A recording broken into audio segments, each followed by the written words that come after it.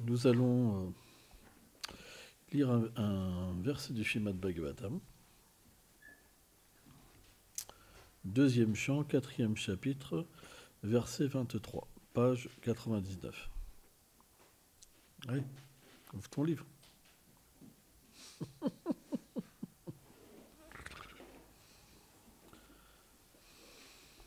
Ceux qui n'ont pas de livre, ils se rapprochent de ceux qui ont des livres pour réciter le verset.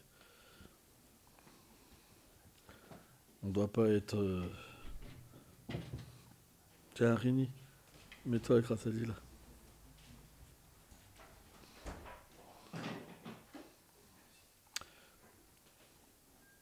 Om Namo Bhagavate Vasudevaya.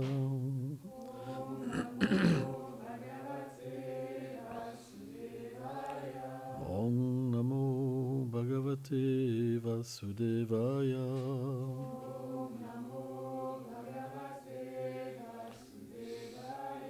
Om Namo Bhagavate Vasudevaya.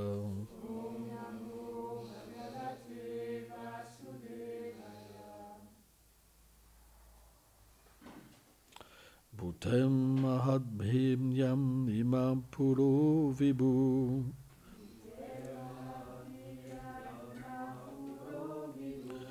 Nilmaya Siteyam Namachu Purusham. Bhuktam Gunam Sudasham Sudam Shatmakam.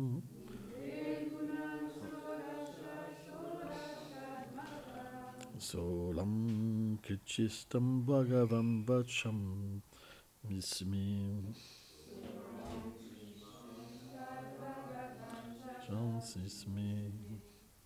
Des fois c'est plus facile, des fois c'est moins facile. Traduction. Puisse ce Seigneur orner mes mots d'inspiration divine. Lui qui crée les êtres en leur fournissant un corps matériel, composé de 5 éléments grossiers. Et comme le contrôleur du soi, il repose en tout être. Il est connu comme le Purusha et comme l'activateur des 16 ramifications des 3 influences de la nature matérielle. Commentaire. Srila Vishwanath Chakravarti Thakur cite Sukadev Goswami. Puisse le Seigneur orner mes mots, en étant présent en eux, tout comme après avoir créé les corps des êtres vivants. Par son énergie matérielle, il a résidé en eux en tant que l'âme suprême. Il est aussi connu comme le Purusha, car à travers son regard, il se réjouit et anime la nature matérielle, en imprégnant les âmes spirituelles en son sein, sans pour autant être en contact avec son énergie inférieure. Puisse-t-il se réjouir de la qualité de mes mots.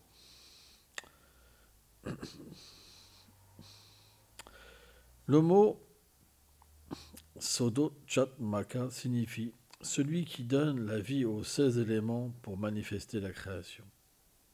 Donc les 16 éléments, la terre, l'eau, le feu, l'air, l'éther, les 5 organes de perception, les 5 organes d'action et le mental. Les dévots considèrent un corps qui est privé de la présence du Seigneur comme non favorable, bien qu'il puisse être doté d'ornements et de vêtements. Puissent ces mots ne pas être privés de ta personne.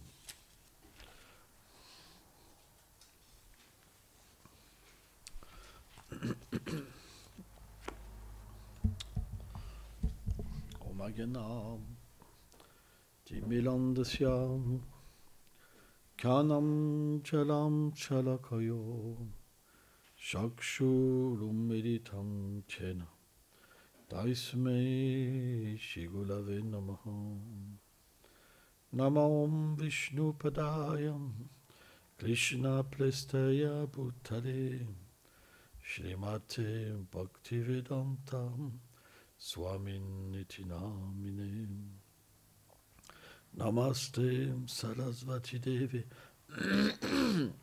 Kolavani Prachaline Nilveshesha sunyavati prachatyam deshataline.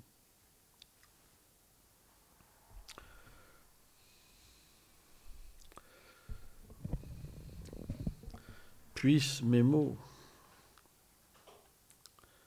être inspirés par le Seigneur suprême, être ornés de la présence du Seigneur suprême.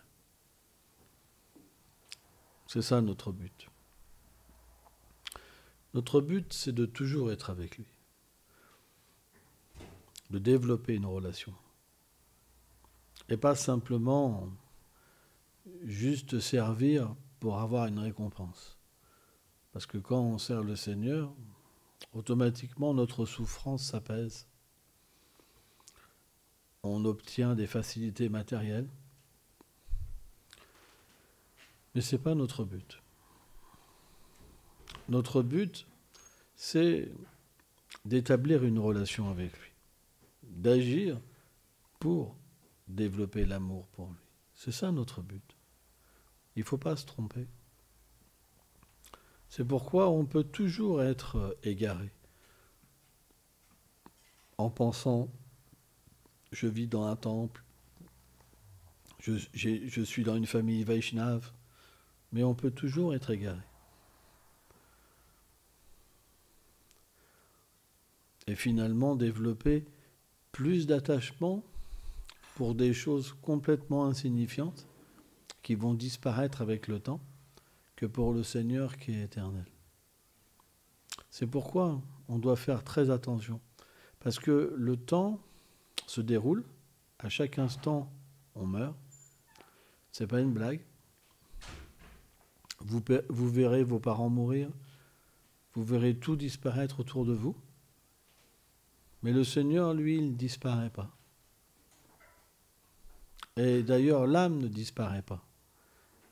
Mais pour que vous puissiez ne pas disparaître, il faut cette relation d'amour. Car lorsqu'on agit pour le Seigneur suprême, alors on peut comprendre qui on est. Une fois qu'on comprend qui on ne disparaît pas, même avec la mort.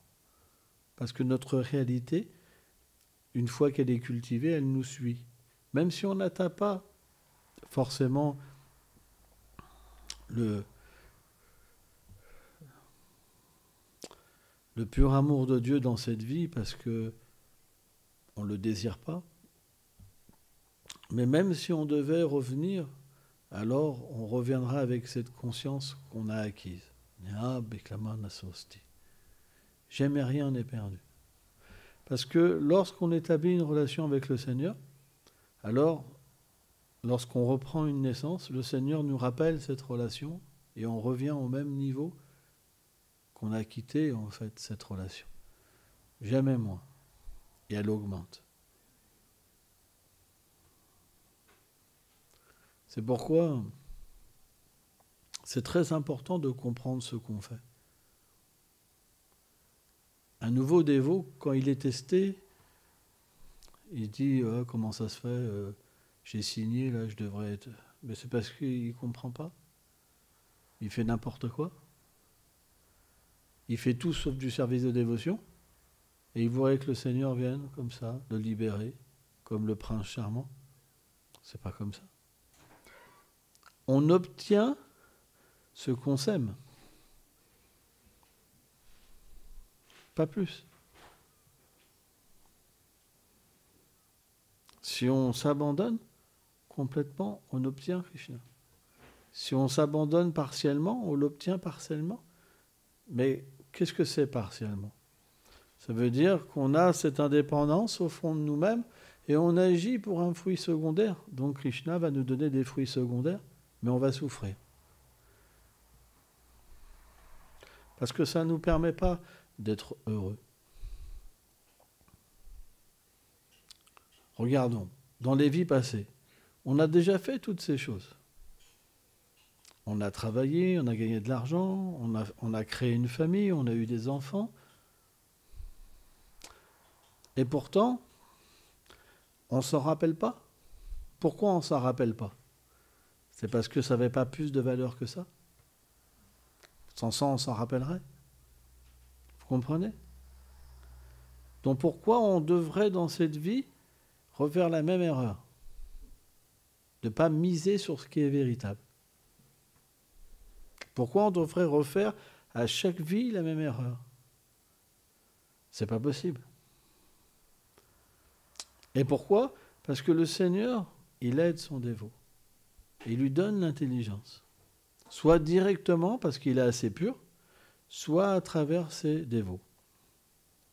Mais qu'est-ce qu'un dévot va dire à une personne? Il va lui expliquer, tu peux agir, tu peux être dans cette situation, mais pas pour ton plaisir. Quand tu essayes de te satisfaire et d'oublier Krishna, tu es ton propre ennemi. Et maintenant, si on analyse notre vie, on peut voir ça. À combien de moments dans la journée j'ai oublié Krishna pour essayer d'exploiter le monde matériel, à travers des amis, à travers une femme, à travers un homme, à travers des enfants. Combien de temps on passe à oublier? Et ça, c'est la maladie matérielle. C'est très puissant. C'est extrêmement puissant. On peut même vivre dans un temple et oublier notre nature éternelle. C'est très subtil. C'est pourquoi on doit véritablement, au moins si on ne peut pas le faire toute la journée, on doit avoir des moments de sincérité, mais extrême. Surtout quand on chante. Le seul problème, c'est que si vous cultivez des désirs matériels, quand vous chantez, ces désirs viennent, vous hanter et vous empêchent de chanter. Vous allez penser à un homme, à une femme, à un jouet, à plein de désirs, ou alors à votre voisin qui vous fait du mal quand vous chantez. Mais ce chant avec offense, inattentif, on ne peut rien obtenir véritablement à travers ce chant.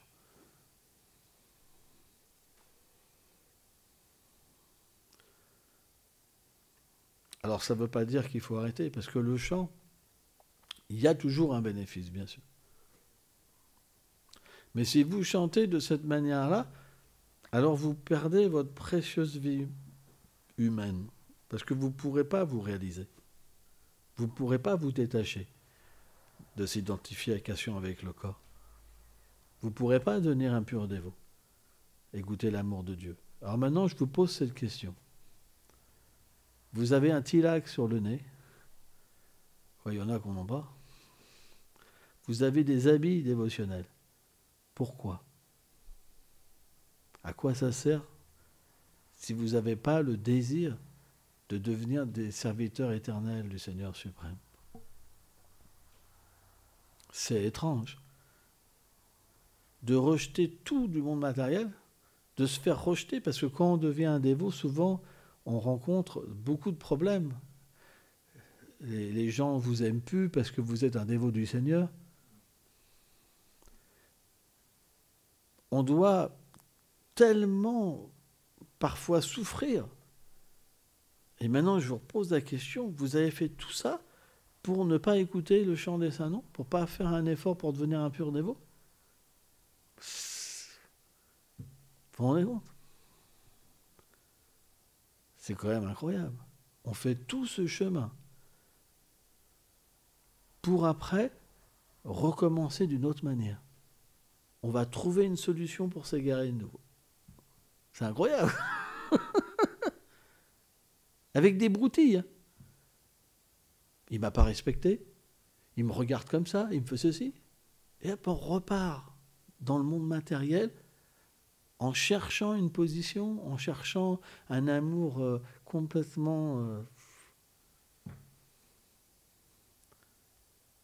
C'est pourquoi il faut être vigilant. Alors c'est difficile, bien sûr. C'est difficile, mais il faut être vigilant. Il faut absolument s'arrêter et comprendre que c'est nous le problème, ce n'est pas les autres. Si on aurait agi différemment, on n'aurait pas d'ennemis. On n'aurait pas d'obstacle. On serait simplement abandonné parce que notre désir est pur. Mais pourquoi on rencontre tous ces obstacles? Et pourquoi toutes ces choses viennent nous chercher pour nous égarer? C'est parce qu'on n'est pas abandonné. On recherche quelque chose d'autre que le Seigneur. C'est pour ça. Cette prière, faites que quand je parle, tu sois présent, Seigneur. Parce que quand il est présent, quand on se sent observé par lui, on ne peut pas s'égarer. Même si on s'égare, on voit qu'on s'égare, on ne peut pas aller jusqu'au bout, c'est pas possible. Il va nous accompagner dans l'égarement, et à un moment, on ne pourra pas. On ne pourra pas aller jusqu'au bout, parce que c'est lui qui est là. Et on sort de l'illusion. Pire encore, quand on s'égare et qu'il nous accompagne, c'est pour plus jamais s'égarer. Parce qu'on prend la leçon avec lui, il nous accompagne pour prendre la leçon. C'est quelque chose de très mystique, en fait, l'accompagnement du Seigneur suprême. Mais quand on est indépendant, on se casse la figure, réellement. Le Seigneur ne nous juge jamais par la faiblesse. Tout le monde est faible. On a le droit d'être faible, mais jamais le laisser. Parce que dans notre faiblesse, il nous accompagne et il nous rend glorieux. Glorieux, ça veut dire quoi? Il nous purifie. Il nous permet de dépasser nos obstacles. Mais celui qui est fier, qu'est-ce que c'est la fierté? On ne s'accuse jamais de rien. On est très fier de nous. Et on accuse toujours les autres. C'est toujours la faute des autres. C'est pour ça que, par exemple, être maître spirituel, c'est pas facile. La plupart des disciples vous rejettent en disant c'est votre faute. Mais c'est pas la faute du gourou. Le gourou, il a donné les outils pour qu'un disciple se purifie. Mais le disciple ne les prend pas. Et à la fin, il pense c'est parce que mon gourou n'est pas qualifié. C'est pas notre philosophie. C'est pas notre philosophie. Notre philosophie, c'est qu'il y a deux gourous. Externe, le maître spirituel, mais aussi Chaitya Guru, Krishna dans le cœur. On n'est jamais perdu. On n'est jamais dépourvu d'aide et d'instruction. Quand on en est dépourvu, c'est parce que on pense « je suis le maître, j'ai besoin de rien ». Et quand un disciple agit indépendamment, alors Krishna, naturellement, il lui donne le fruit de son indépendance, c'est les misères. Il n'y a pas de vrai Krishna avec l'indépendance. C'est juste la misère. Et une fois qu'on a fait un tour, on revient. Et quand on revient et qu'on accepte en fait le lien avec le maître spirituel, alors tout de suite on voit que notre vie est notre qualité. Tout de suite Krishna fait les arrangements pour nous sortir de la misère. Ça ressemble, c'est comme la même chose, mais ça a tout un autre sens. Parce que c'est authentique. Et quand c'est authentique, notre vie, alors Krishna est présent. Et quand Krishna est présent, notre maladie, notre folie part.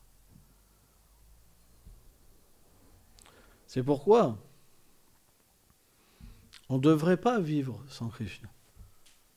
On devrait développer cette relation avec Krishna. Krishna, c'est notre ami. Krishna, c'est notre enfant. Krishna, c'est notre conjoint. Notre père, notre mère, notre maître spirituel, notre ami, tout, Krishna et tout. On devrait développer cet art de lui parler, de lui donner notre cœur. Dès qu'on est personnel, Krishna vient. C'est une expérience. Aujourd'hui, si vous êtes seul, c'est parce que vous ne lui avez jamais parlé. Et même quand vous lui avez parlé, c'était pour le tester. Krishna dit seul par l'amour. Il faut parler avec amour. Il faut l'inviter dans notre vie avec amour. Et ça marche. Celui qui fait ça, il n'est plus tout seul. Et il peut goûter dans son cœur les fruits de son amour, de cet amour. C'est quelque chose qui est très important. Parfois, j'entends des dévots qui disent « je me sens tellement seul ».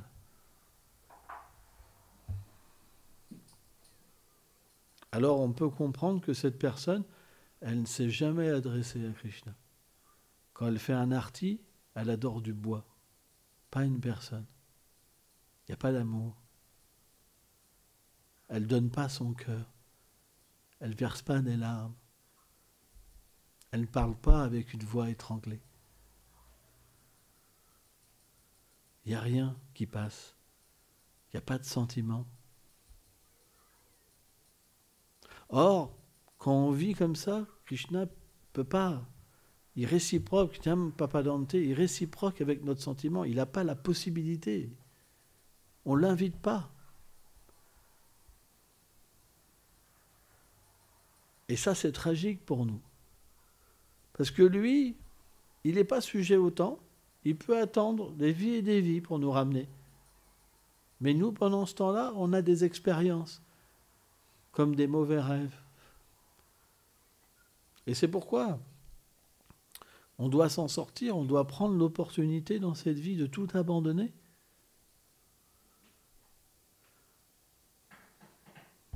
Et le plus facile pour l'abandon, c'est de rejoindre une mission.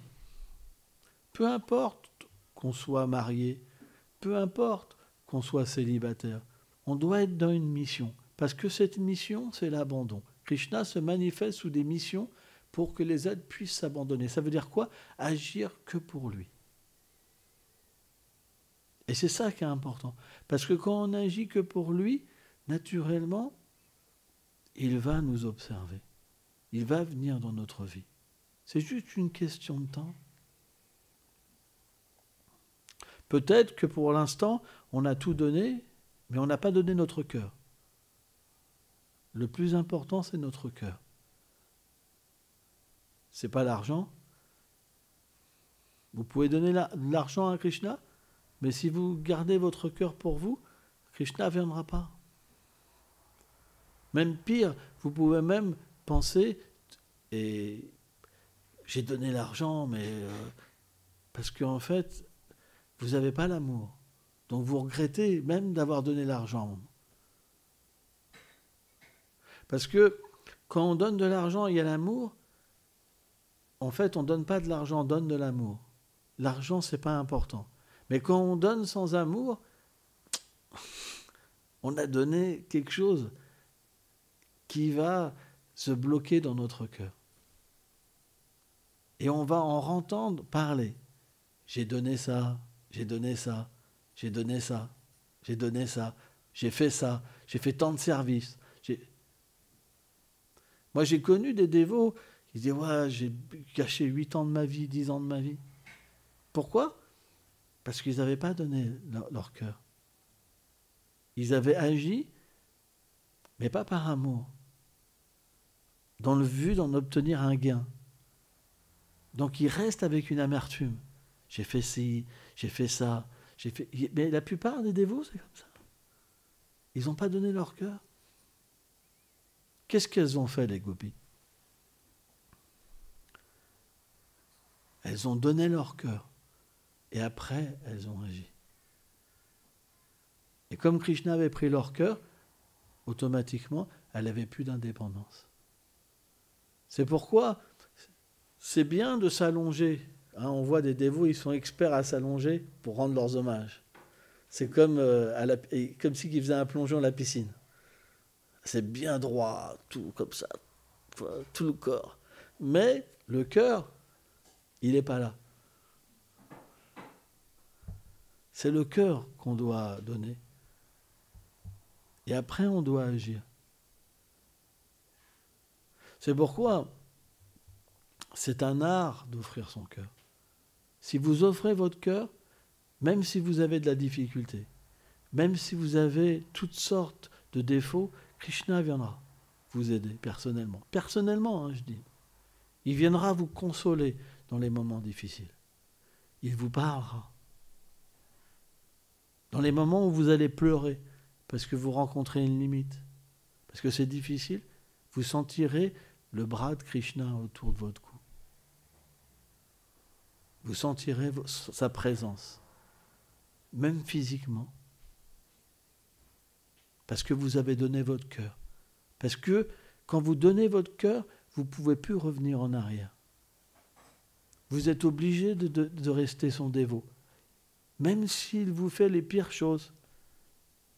Ah, si, tiens, dans le 8e verset du Shastakam. Même si Krishna fait les pires choses, c'est pas grave. Si c'est son bonheur de me faire souffrir, alors c'est mon bonheur. C'est ça, donner son cœur. C'est pour ça que le Seigneur est venu. Il a dit dans la Bhagavad Gita, il a dit, oh Arjuna, abandonne tout ce que je t'ai appris, toutes ces voies, simplement viens à moi. Toutes les suites de tes fautes, je les efface.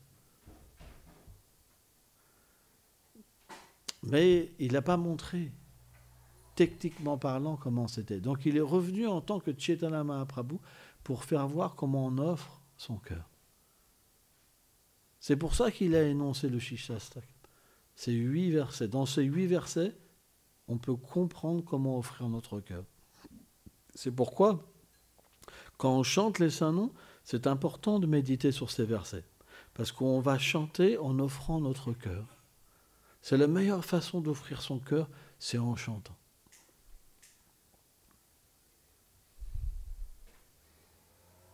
Et en méditant sur Sri Chaitanya Mahaprabhu dans cette transe mystique où il est dans l'état d'esprit de Srimati Radharani et qu'il offre son cœur à Krishna. C'est très important. Et là, à partir de là, quand vous allez avoir même un tout petit peu, même une abasse, une ombre de cette révélation, alors vous allez trouver ça tellement merveilleux d'offrir votre cœur. Et une fois que vous l'avez fait une fois, après Krishna, il s'occupe de vous toute votre vie. C'est pourquoi, si vous voulez devenir un dévot, il faut donner votre cœur. Sans ça, vous ne pourrez pas rester un dévot toute votre vie, c'est pas possible, ça sera trop difficile. C'est impossible. Il faut offrir votre cœur. Et ça, cette offrande de cœur, ça se passe directement dans votre service, dans votre vie de famille, dans votre vie de renoncement. Vous allez tout accepter pour lui. Un rôle, par exemple d'être un mari. Vous n'êtes pas un mari pour vous? Vous n'êtes pas un mari pour votre femme? Vous avez donné votre cœur à Krishna? Vous ne pouvez pas donner votre cœur à quelqu'un d'autre? C'est pas possible. Krishna va vous dire, tu m'as donné ton cœur. Tu veux le donner à quelqu'un d'autre? C'est pas possible. Krishna fera tous les arrangements pour que vous ne puissiez pas le faire. Sans ça, il va vous châtier. Vous êtes un voleur. C'est pas possible. Vous ne pouvez pas. Parce que si vous donnez votre cœur à quelqu'un d'autre, c'est Maya. C'est l'énergie matérielle qui vient vous chercher, qui vous illusionne. Krishna ne peut pas laisser faire ça. Il va vous accompagner, mais vous ne pourriez pas. Vous ne pourrez pas. Vous ne pourrez pas. C'est pas possible. Moi, j'ai expérimenté ça. Je me rappelle, je voulais me marier. J'étais jeune dévot. Ça devait être en 93 ou 94. Et je voulais me marier. Mais j'avais déjà donné mon cœur à Christ. Et je me rappelle, c'était avec une jeune Polonaise. Et quand je lui tenais la main, je sentais la main de Krishna. Même une fois, je l'ai embrassée, j'ai senti les lèvres de Krishna. Donc, je ne me suis pas marié. C'était pas le plan de Krishna. Je suis tombé encore plus amoureux de Krishna. Après, j'ai réessayé quand même. C'était pire encore. J'avais l'impression qu'il y avait une forteresse autour de moi. Et cette fille-là, je me rappelle, elle avait tellement d'amour pour moi. Mais je ne pouvais rien faire. Rien.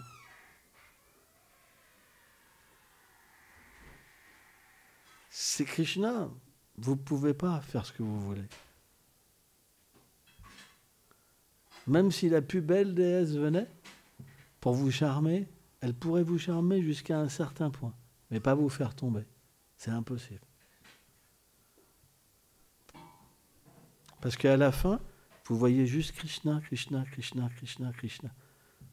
Parce que tout ce que vous dites, c'est pour lui. Mais la personne en face, elle peut penser c'est pour moi. Mais en fait, c'est faux. C'est pour ça que c'est difficile à comprendre les Vaishnavas. C'est super difficile à comprendre. Ça ressemble, mais c'est pas du tout la même chose. Parce que la réalité, c'est que le Vaishnava ne tombe pas. Simplement, Krishna le purifie. C'est la nature de Krishna. Il protège son dévot. Pourquoi ? Parce que le dévot a donné son cœur. Quand une fois que vous donnez votre cœur à Krishna, même une fois, vous ne pouvez plus tomber. Krishna est là. Il m'a donné son cœur. Il m'a dit qu'il m'aimait avec sincérité. C'est mon devoir de le protéger. C'est mon devoir. C'est pourquoi ceux qui partent, c'est parce qu'ils n'ont jamais donné leur cœur à Krishna. Ils vivaient pour eux, en pensant que si je me sers de Krishna, je vais pouvoir être mieux. C'est pour ça qu'ils souffraient. Mais celui qui donne le cœur à Krishna, il peut accepter toutes les situations que Krishna lui donne. Ça ne veut pas dire que c'est des situations que lui désire, mais que Krishna va faire pour le délivrer. Mais avant, il faut donner le cœur à Krishna. C'est pas évident. C'est une question de sentiment. Ça devient logique pour quelqu'un, quand le moment est venu, de donner son cœur à Krishna. Une fois qu'on donne le cœur à Krishna, alors, même s'il y a les obstacles, tout ça, on ne peut jamais revenir en arrière. Et ce dévot-là, alors dans cette vie, il retourne à Krishna. Pour ça, il faut donner son cœur. Si vous ne donnez pas votre cœur à Krishna, vous ne retournerez pas dans cette vie à Krishna. Parce que vous n'avez pas envie. Si vous avez envie, vous donnerez votre cœur. Hein. C'est important. Hein. Donc aujourd'hui, alors il y a différents moyens de donner son cœur. Hein. Et il y en a qui ont plus des tendances de renoncer.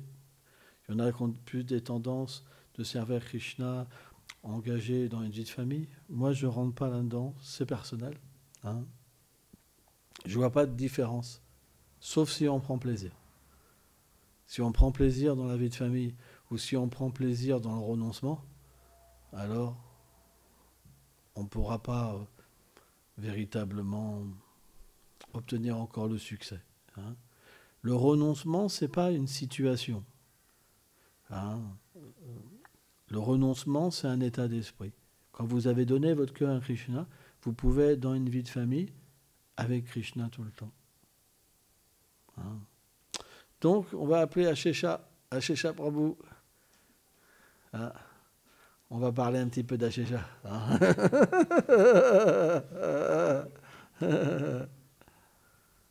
Bah, Ashesha, il revient de loin, Ashesha, hein, comme tout le monde. Hein. Et il fait... Ashesha, il était marié aussi, donc il s'est séparé de sa femme, hein, en bon terme, parce que c'est quelque chose qu'il désirait plus vivre une vie intense avec Krishna. Et naturellement, à un moment, quand on a cette expérience, et que la vie de famille n'est pas forcément quelque chose qui nous va. Hein, chacun est différent encore. Hein. Alors, on veut opter naturellement pour une vie où on va plutôt accepter de vivre avec une famille plus élargie, la communauté. C'est toujours une vie de famille. Hein. Mais pas forcément mariés. Hein. Et quand on sent qu'une personne est prête à ça, hein, parce qu'on a attendu quand même un petit peu, parce qu'il y a eu des petites remontées de temps en temps, hein, et je pense que maintenant il peut aller dans cette voie qui est de renoncer finalement. Hein. Bien sûr, il y a toujours des hauts et des bas, hein, parce que l'énergie matérielle est puissante, mais je pense que maintenant il peut se battre. C'est pour ça que on va lui remettre la couleur safran aujourd'hui, hein, et en lui disant qu'on espère que un jour ça le mènera véritablement à offrir son cœur à Krishna. Hein, c'est important. Hein. Le piège dans ce monde, c'est une belle dame ou un beau monsieur. Et il y a une espèce de petite vidéo.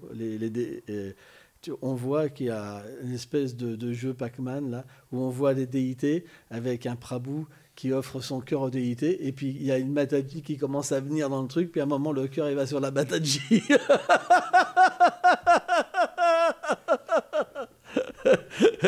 Puis après, il n'y a plus de Krishna, il n'y a plus que la Mataji. Donc, ça, c'est le piège. On peut aimer, mais avec Krishna. On ne doit jamais être séparé de Krishna. C'est pour ça que la vie de famille, c'est quelque chose de très beau et très propre. Mais c'est très avancé. C'est beaucoup plus difficile pour quelqu'un qui est concupiscent, par exemple, tu vois, et qui a cette tendance à jouir. Hein. Il faut des qualités pour ça. Par contre, il y a des personnes qui peuvent avoir une vie plus de brahmachari et de sannyasi parce que pour eux, cette position de la famille, c'est plus difficile. C'est plus difficile. C'est pas leur face. Ils n'y arriveraient pas. C'est pour ça que c'est important de faire des bons choix. Des bons choix, c'est très important. Il y en a pour qui la vie de famille, ça pose aucun problème. Ils ont des enfants, ils les éduquent, ils deviennent des dévots, etc. Mais c'est pas facile. Hein. Donc on lui souhaite une bonne continuité. Allez, bon.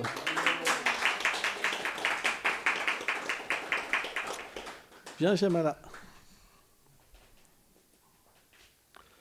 Donc aussi, Shamala, je voulais récompenser ma fille. Et parce que les brahmacharis, ils sont en safran, et chez nous, les femmes sont en jaune. Alors, c'est vrai que Shamala, donc il n'y a pas longtemps, elle était encore dans une vie de couple, et voilà, on ne peut rien faire, les choses des fois se cassent. Hein. Et c'est une personne qui a un renoncement très fort dans son cœur. Hein, et pourtant, elle ne vit pas au temple. Elle a des enfants. Mais sa nature, c'est plus vers le renoncement que la vie de famille, finalement. Hein, elle a ça dans son cœur. Alors, ça ne veut pas dire qu'on renonce à son devoir, s'occuper de ses enfants, etc. Mais elle n'a pas le désir de reprendre quelqu'un dans sa vie. Hein. Et je pense que quand ses enfants seront grands, elle viendra naturellement vivre au temple, quoi, parce que c'est son désir, quoi. Donc c'est pour ça que j'ai pensé, au fond de mon cœur, lui remettre la couleur, hein, des personnes qui renoncent, parce que dans son cœur, c'est une renonçante. Hein. Donc voilà, je voulais hein, lui remettre les habits. Hein. On l'applaudit? Ouais. Gol Premanande.